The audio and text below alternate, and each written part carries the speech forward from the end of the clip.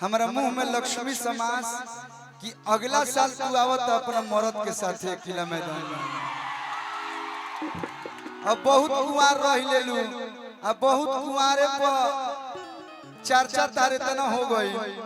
अब हम तो बस ये चाह कि अगला साल तू आव, अगला साल आव तो मरद साथ आव, ओकरा अगला साल आव तो बबुआ लेके आव।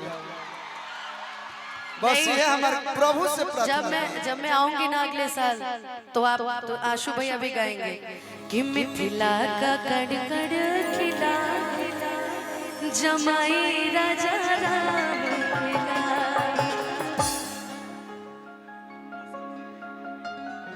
एक गाना मुझे बहुत पसंद है, अभी मैं कल्लू जी के साथ सैड सॉन्ग बोल भी रहे तो वही वाला गा देते हैं ना जो मैंने आपके साथ गाया है मंच पे। राहुल भैया कल्लू जी वाला सैड जिंदगी लागे जन्नत जैसा रहेला जब पास हो, बत्ती से जुड़ा जी भारल बा इतना मिठास हो कि सपना हमके चिखा के कि रानी अपन बना के हो गइल का कसूर काहे इतना तो दूर बस इतने बता हसीना। ओ साथी रे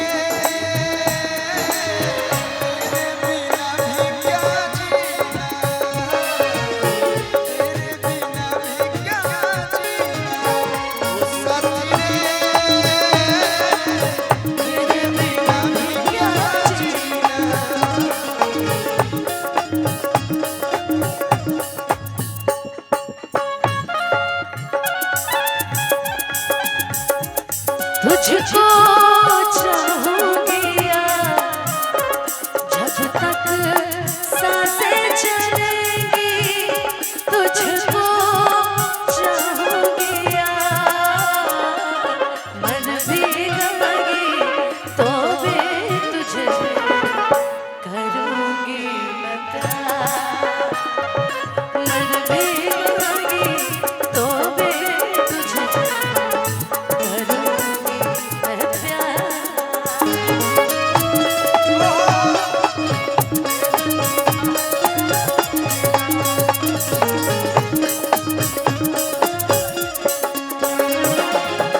अखियां तोहरे ही रहिया ताके कैलू कैसान रोग धरा के ई मिलन वाला तड़पे छान छान दिल हमार लागे कहीं ना। आप बोलते हो ना कि मैं अकेली हूँ, मेरे को प्यार करने वाला कौन है, तो आज आपको बताते हैं कि आपको प्यार करने वाला कौन कौन है। हमारे सारे भाई गाएंगे वो साथी रे। हेलो बंद करो जरा, बंद करो। तेरे बिना भी। और हमने के बीच में श्री रितेश पांडे जी के आगमन भैया के साथ फिर से मंच को वैसे कर जैसा था। अब देखिए कितना प्यारा गीत हम लोग गा रहे थे और उसी समय आपकी एंट्री हुई। अनुपमा जी अब छोटका भाई खातिर ना बड़का भाई खातिर हुए लाइन गाओ। अखियां तोहरे ही रहिया ताके गइलो कैसान रोग धरा के ई मिलन वाला तड़पे छान छान दिल हमार लागे कहीं ना। ओ साथी रे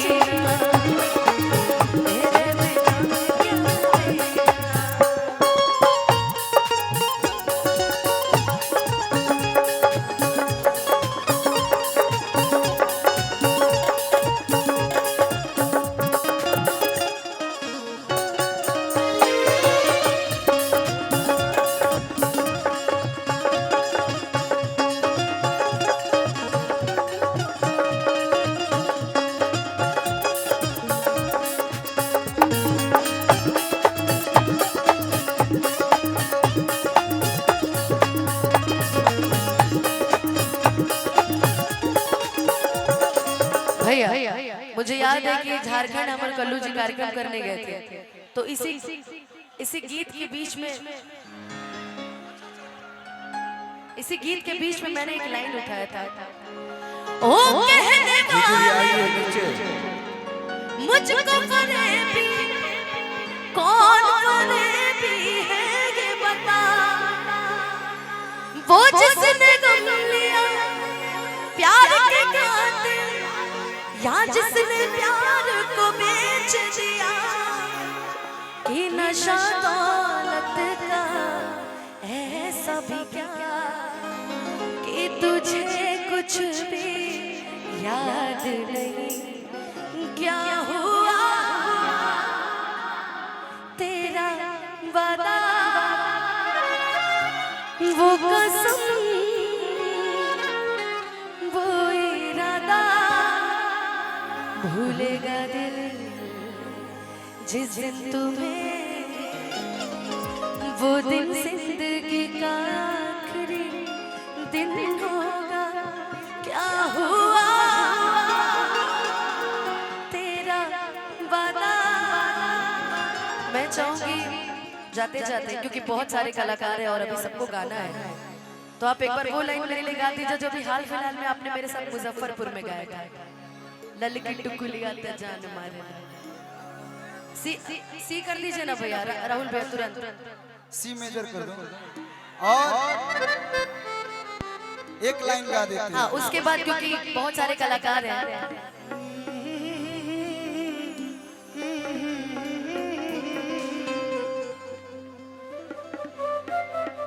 ललक टिकुलिया तो जान भइल बा,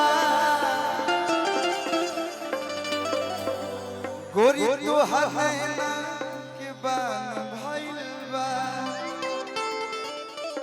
किसिया में गजरा कमाल लागला,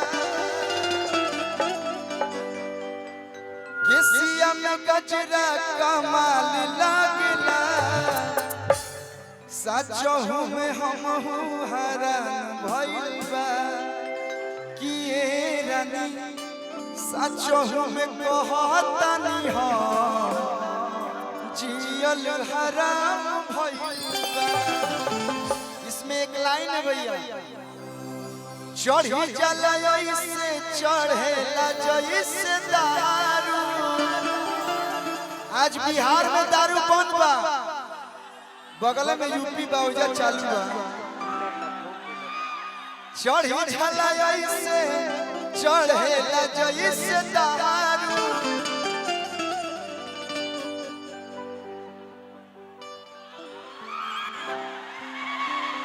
देखनी न ऐसन सुनार में हरारू,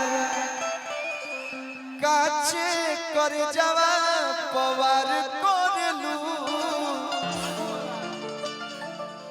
सचहु में जियल हराम भइल बा, किए रानी ए अनु, मैं इनको प्यार से अनु बोलता हूँ, किए अनु सचहु में कहतनी हम जियल हराम भइल बा। सच में जितने सुंदर आप हैं उतना सुंदर आप गाते हैं, इसीलिए कभी कभी ये भी कहने का दिल करता है अंतिम में कि जैसन सोचले रहनी वैसन कल्लूज मोर बारे, कि जैसन सोचले रहनी वैसन पियवा मोर बारे, आई तो बड़ा गोर बारे हो, जैसन सोचले रहनी वैसन कल्लूज मोर बारे, बड़का बेजोर बारे हो, कि थोड़े छरहर पातर मोट थोड़े थोड़े बारे, कि थोड़े छरहर पातर मोट थोड़े थोड़ बाड़े, आ कल्लू जी बेजोड़ बाड़े हो, कि जैसन सोचले रहनी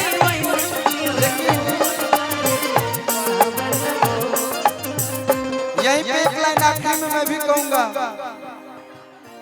तनिका पातर तनिका छरहर तनिका मोट बाड़ी, और जब हंसे लुनू और जो आपका एक्स्ट्रा टीथ है, एक्स्ट्रा टीथ मतलब है जो एक्स्ट्रा दांत निकलल बा, हंसे लु तो मन पर लग किला मैदानवा तहरा नाम में कह दी, तनिका छरहर पातर मोट थोरे थोर बाड़ू अरे गायिका बेजोड़ बाड़ू चलिए भैया पूरा बक्सर जिला ओम जी भैया के पूरा टीम और कल्लू के तरफ से बहुत बहुत धन्यवाद। जाते जाते ये कहब कि कल्लू जी रउआ से खुश नहीं, ओम भैया के पूरा परिवार खुश रहो। इस सांस्कृतिक कार्यक्रम में इन नेक कार्यक्रम में रउआ हमरा के आमंत्रित कैनी, ऐसे हम रउआ आजीवन आभारी रहब। हम चाहब कि जाते जाते का प्रेम से हमरा साथे बोल दी ओम नमः पार्वती पते हारा हारा। बहुत बहुत धन्यवाद।